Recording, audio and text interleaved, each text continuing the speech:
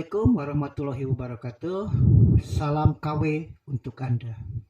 Kujadikan masalah sebagai peluang dan tantangan dalam setiap kajian. Itu menjadi moto kami. Kita bersama di channel Kandaga untuk memahami masalah sebagai fenomena, realitas, harapan, maupun kesenjangan. Skemata, modus otoritas, serta riset menjadi landas tubuh kami dalam memahami fenomena sebagai satuan untuk pembahasan channel Kandaga Winaya. Nah, untuk kali ini topik pembahasan atau topik sajian difokuskan kepada produktivitas menyimak dan berbicara. Pembahasan dari topik ini akan dipapar sajikan dalam uraian sebagai berikut. Latar belakang kami melihat urgenitas bahwa menyimak, berbicara sebagai keterampilan berbahasa memiliki kesamaan dan perbedaan dalam transaksi pesan, sehingga hal tersebut berpengaruh kepada produktivitas. Itu menjadi urgenitas kami.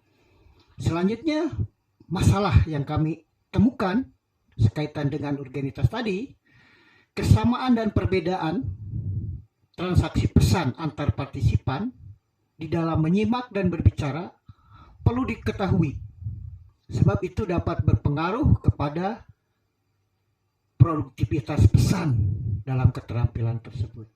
Jadi, kami dilatar belakangi oleh urgenitas menyimak dan berbicara itu memiliki kesamaan dan perbedaan dalam transaksi pesannya, sehingga hal tersebut dapat berpengaruh kepada produktivitas. Adapun masalahnya tadi kita pahami bahwa kesamaan perbedaan tersebut dalam transaksi pesan antara menyimak dengan berbicara perlu diketahui, sebab itu dapat mempengaruhi nanti kepada produktivitas pesan. Selanjutnya, untuk memahami lebih jauh, kita pahami dulu bahwa keterampilan berbahasa menjadi wujud bukti penguasaan bahasa sebagai alat komunikasi atau alat transaksi pesan antar partisipan. Nah, kita tahu bahwa terdapat 4 keterampilan berbahasa. Pertama, menyimak. Kedua, berbicara. Ketiga, membaca. Dan keempat, menulis. Keterampilan tersebut ditandai oleh adanya mekanisme psikofisik antara partisipan dalam transaksi pesan. Nah, keterampilan yang dimiliki antar partisipan masing-masing memiliki perbedaan, juga memiliki kesamaan, atau memiliki persamaan juga memiliki perbedaan dalam mewujudkan mekanisme psikofisiknya tadi. Sehingga antar partisipan ketika dia menggunakan keterampilan tadi, produktivitasnya itu akan memiliki kesamaan juga memiliki perbedaan. Sehingga kualitas pesan ketika terjadi perbedaan dalam mekanisme psikofisiknya tadi akan berpengaruh pada partisipan ketika dia bertransaksi pesan tadi. Nah, yang dimaksud dengan mekanisme psikofisik dalam konteks ini dipahami yaitu sebuah kinerja, sebuah aktivitas antara jiwa dan raga. Nah, maka saya sebut tadi bahwa keterampilan berbahasa itu melibatkan aktivitas pengendalian atau cara kerja jiwa raga. Disadari atau tidak, ketika seseorang transaksi dengan partisipan itu, peran jiwa raganya itu sangat mempengaruhi. Nah, sehingga ada menyimak, berbicara, membaca, menulis itu akan membutuhkan mekanisme pengendalian jiwa raganya itu berbeda-beda.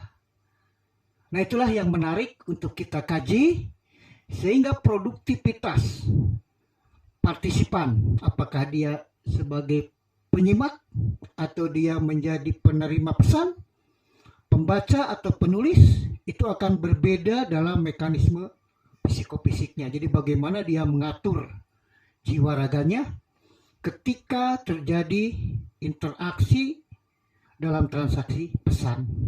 Nah, itu yang perlu kita pahami. Nah, selanjutnya dalam kesempatan ini kita akan lebih dalami perihal menyimak dan berbicara. Baik. Nah, mekanisme berbahasa ini dapat kita lihat dari aspek sifatnya dan media penggunaannya. Dari sifat transaksi pesan, dari keempat keterampilan itu antara menyimak, berbicara, membaca, menulis itu berbeda-beda. Medianya ada yang menggunakan bahasa lisan, ada yang menggunakan bahasa tulis. Kemudian sifat dari transaksinya itu ada yang bersifat produktif, bagaimana dia menghasilkan pesan, dan ada yang bersifat reseptif. Nah, di sini ketika kita lihat perbedaan tadi, itu peran mekanisme psikofisiknya pun berbeda. Sehingga saya gambarkan nanti dalam bagan ini, dalam bagan seperti ini saya pilih menjadi 4 keterampilan, ada berbicara, ada menyimak, ada membaca, ada menulis. Kemudian dilihat dari segi media, kita lihat ada kesamaan antara berbicara dengan menyimak, yaitu dari segi media dia sama-sama menggunakan bahasa lisan. Kemudian untuk membaca dengan menulis dia sama-sama menggunakan bahasa tulis. Nah, menyimak dengan berbicara itu berbeda sifatnya, membaca dengan menulis berbeda sifatnya. Nah, oleh karena itu kita bisa melihat dari sifat transaksi pesan. Jika kita lihat menyimak dengan membaca itu sama. Dia bersifat reseptif. Jadi ketika seseorang atau partisipan berada pada posisi menyimak, posisi membaca, dia harus sanggup menerima pesan yang ditransaksikan melalui bahasa. Ketika menyimak pasti bahasa yang diterimanya itu bahasa lisan, audio. Sedangkan membaca itu bahasanya bahasa tulis. Tapi sama-sama sifatnya itu harus sanggup menerima. Kemudian ketika kita lihat berbicara dengan menulis, sifatnya itu sama. Dia sama-sama produktif, menghasilkan pesan. Nah, itu jadi antara menyimak dengan berbicara memiliki kesamaan, juga memiliki perbedaan. Kesamaannya sama-sama menggunakan bahasa, tapi sifat bahasa dan media bahasanya berbeda. Oke, jadi mekanisme berbahasa itu kita simpulkan ada 4 untuk mengendalikan aktivitas keterampilan, apakah itu berbicara, menyimak, membaca, menulis. Kemudian mekanisme psikofisik juga bisa mengendalikan media bahasanya, lisan atau tulis. Kemudian juga bisa membedakan dari sifat transaksi pesannya. Ada yang reseptif dan ada juga yang produktif. Nah, itu dulu dipahami. Maka yang saya maksud dengan mekanisme psikofisik, bagaimana jiwa raga seseorang ketika dia melakukan aktivitas keterampilan tadi. Nah, selanjutnya kita akan kembangkan lagi bagaimana perbedaan dan persamaan antara menyimak bicara ini. Pesan yang ditransaksikan dipandang sebagai produk atau hasil persepsi atau pemahaman maupun pemaknaan terhadap sumber pesan antar partisipan ketika terjadi proses transaksi dengan membedakan bahasa. Jadi pesan itu sebetulnya tidak ada, dia abstrak. Dan pesan baru ada ketika itu dipandang sebagai produk hasil dari persepsi. Persepsi itu pemahaman atau cara memahami seseorang terhadap apa yang ditransaksikan dalam komunikasi tadi. dan berdasarkan sumber pesannya. Apakah sumber pesannya tadi dari berbicara, dari membaca, dari menyimak, ataupun dari tulisan atau menulis. Nah, oleh karena itu, pesan dalam bahasa itu dipengaruhi minimal oleh 4 unsur. Pertama, partisipan, kemudian maksud, apa yang menjadi latar belakang, dan selanjutnya tujuan, apa yang menjadi target atau batas akhir, kemudian sumber pesan, kemudian medianya apa, lisan tulis, serta terakhir konteks. Konteks itu dalam peristiwa apa, di tempat mana, dalam waktu bagaimana. Nah, itu akan membentuk konteks. Jadi konteks itu dibangun oleh adanya konten, isinya, adanya waktu, dan adanya tempat. Nah, oleh karena itu, mekanisme psikofisik partisipan menjadi penentu kuantitas maupun kualitas produktivitas pesan. Nah, selanjutnya kita lihat bahwa transaksi pesan itu di sini, kalau kita lihat, selain mekanisme psikofisik yang tadi dijelaskan di awal, akan juga dipengaruhi oleh partisipan tadi, tujuan, kemudian sumber, media, dan konteks. Nah, kemudian produktivitas, kuantitas, kualitas. Itulah yang mengakibatkan adanya transaksi pesan.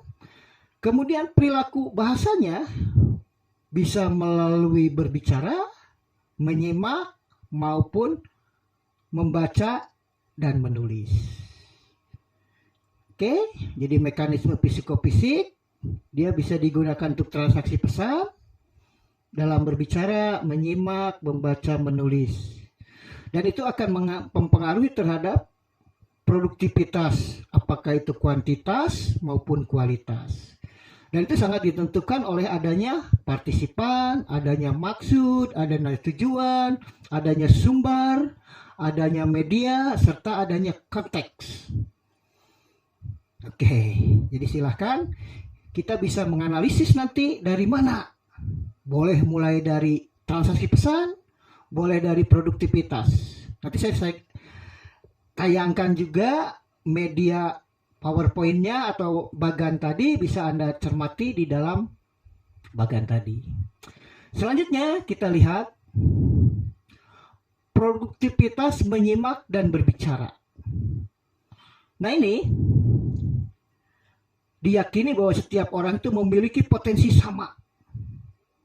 Nah, oleh karena itu, setiap orang, setiap individu memiliki peluang dan potensi untuk melakukan mekanisme psikofisik dalam aktivitas berbicara maupun menyimak.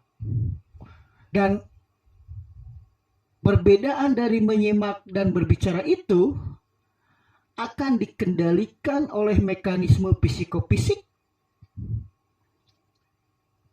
dalam atau pada partisipan itu sendiri. Nah, akibat adanya mekanisme psikofisik berbeda, itu akan berpengaruh terhadap kuantitas maupun kualitas pesan, kemudian dapat mengakibatkan keberhasilan atau kegagalan di dalam transaksi pesan dalam suatu konteks komunikasi. Oleh karena itu, produktivitas mekanisme psikofisik itu akan mempengaruhi terhadap konstruk dan teknik seseorang ketika dia menyimak maupun berbicara. Jadi, teknik dan konstruk ketika seseorang melakukan aktivitas menyimak dan berbicara itu sangat dipengaruhi oleh kondisi mekanisme psikofisik, kemudian kondisi pengetahuan pengalaman yang dimiliki, serta kondisi konteksnya, isi, tempat, dan waktu. Nah, ini yang akan mempengaruhi produktivitas berbicara maupun produktivitas menyimak, atau menyimak maupun berbicara. Nah, selanjutnya setelah kita melihat bagaimana produktivitas berbicara dan menyimak, nah kita lihat konstruk. Bagaimana konstruk dan teknik untuk berbicara dan untuk menyimak. Nah, di sini kita lihat ada perbedaan, ada persamaannya. Nah, kita untuk keterampilan berbicara disebut pelakunya itu sebagai pembicara. Sedangkan dalam menyimak, pelakunya itu kita sebut sebagai penyimak. Kemudian dalam berbicara, proses mekanisme psikofisiknya itu disebut proses encoding. Sedangkan di dalam menyimak itu disebut proses decoding. Oke, kemudian medianya. Ketika berbicara sama menggunakan audio, ketika dia juga melakukan aktivitas menyimak. Jadi ada kesamaan media. Nah, bisa juga terjadi perbedaan dalam atau kesamaan dalam maksud, tujuan dalam berbicara dengan menyimak. Atau bisa juga tidak sama. Seseorang melakukan aktivitas berbicara dengan penyimak itu tidak nyambung maksud tujuannya. Bisa terjadi demikian. Maka siapa yang harus bertransaksi di sana? Apakah penyimak mengalah kepada pembicara atau pembicara mengalah kepada penyimak? Nah, ini yang sering menjadi perbedaan sehingga mengakibatkan konflik, mengakibatkan ketidakpahaman akibat faktor maksud dan tujuan dalam peristiwa menyimak maupun bicara. Mengapa demikian? Ya karena tadi ada skemata. Ya, kita pahami skemata itu adalah wilayah mental individu untuk mengorganisasikan, menstrukturkan pengalaman interaksi. Nah, tentu setiap individu, setiap pembicara, penyimak tidak mungkin sama isi skematanya. Karena apa? Ya pengalaman, pengetahuan interaksi setiap manusianya atau individunya berbeda. Nah, itu akan melahirkan mekanisme psikofisik atau mempengaruhi psikofisik individu. Nah, dari sana nanti kita lihat lebih jauh, muncullah ada ragam berbicara dan ragam menyimak. Oke, jadi konstruk dan teknik menyimak berbicara yang disebut tadi mekanisme psikofisik itu diakibatkan oleh ada komponen-komponen dalam aktivitas berbicara dan menyimak. Adanya pelaku kita sebut ada pembicara, ada penyimak. Kemudian prosesnya beda. Ketika bicara itu encoding. Bagaimana melambangkan. Decoding itu bagaimana memahami lambang-lambang. Kemudian audio itu sama. Maksud tujuan mungkin sama, juga mungkin berbeda. Kemudian berikutnya yang membedakan yaitu skemata. Nah, itulah mungkin yang dapat kita pahami dari sajian ini, sehingga kita memahami bahwa keterampilan berbahasa dalam konteks ini dipandang sebuah mekanisme psikofisik aktivitas jiwa raga yang melibatkan komponen-komponen adanya pelaku, adanya maksud, adanya tujuan, adanya media, dan adanya pendukung skemata. Nah, mudah-mudahan penjelasan ini dapat memberikan gambaran ketika kita tertarik untuk mendalami perihal menyimak dan berbicara.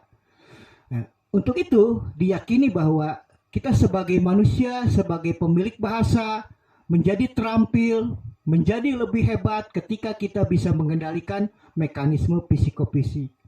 Demikian, wassalamualaikum warahmatullahi wabarakatuh.